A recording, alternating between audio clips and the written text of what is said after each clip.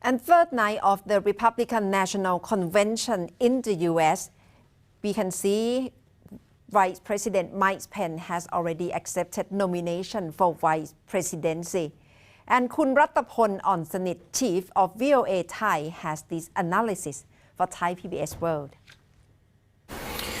So the RNC has started with events and speakers in a mix of in-person and virtual formats. President Trump has promised surprise every night, the same as DNC, which ended last Thursday. The RNC is a political infomercial. And its TV event is a format that President Trump is supposed to be familiar with. The surprises so far perhaps can be seen in special activities that we don't usually see on TV as part of political spectacles. On Tuesday night, Donald Trump presided over a ceremony welcoming 5 foreigners, including individuals from countries like Bolivia and India, becoming American citizens. Another unusual sight was a gathering of dozens of people who listened in person to First Lady Melania Trump speaking at Rose Garden at the White House. The DNC last week opted against that kind of gathering out of concerns over COVID-19. In addition to the President and the First Lady, the RNC has lined up members of the Trump family. Donald Trump Jr. spoke on the first day, praising the president for creating prolonged economic growth and attacking China for causing the COVID pandemic. Other children of the president, Tiffany and Eric, also took to the stage. And Ivanka Trump is slated for Thursday, and her role is to introduce Donald Trump before he speaks. And by the way, her role wouldn't be dissimilar to that of Biden's children, who introduced former president last Thursday as well. I want to also say that the support from the Trump family at the RNC came after the news on taped remarks by Donald Trump's sister, Marianne, who said that the president doesn't have principle.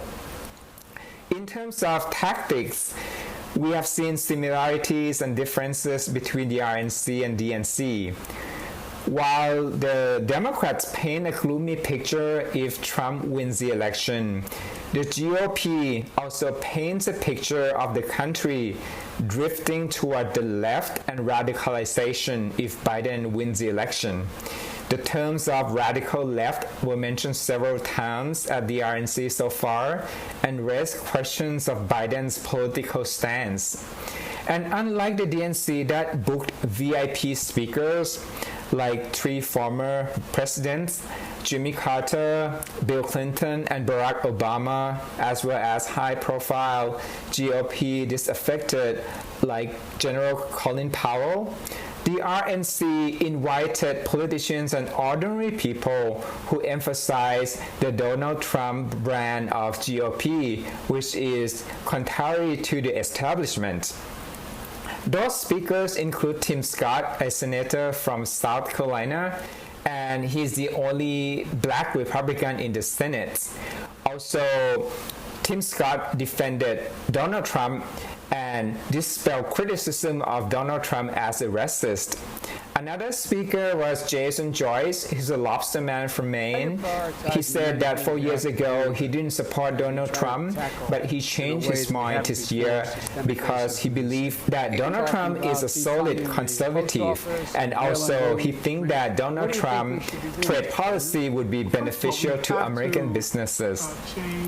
I think in the days to come we will hear the messages about Trump's ability to lead the U.S. economy. This is one of the few areas that Donald Trump holds the lead over Joe Biden in polls, and the word jobs would likely be mentioned a lot to energize his base.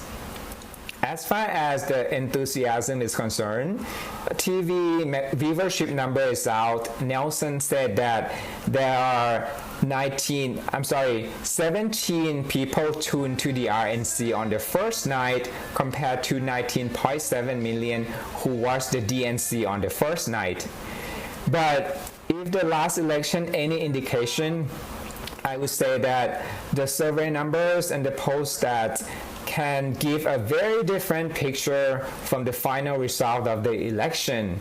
And that is perhaps why the GOP is confident that they have more paths to victory than their opposition.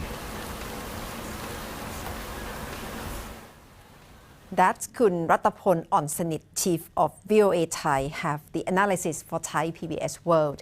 And that's all from Thai PBS World tonight. Thank you very much for watching.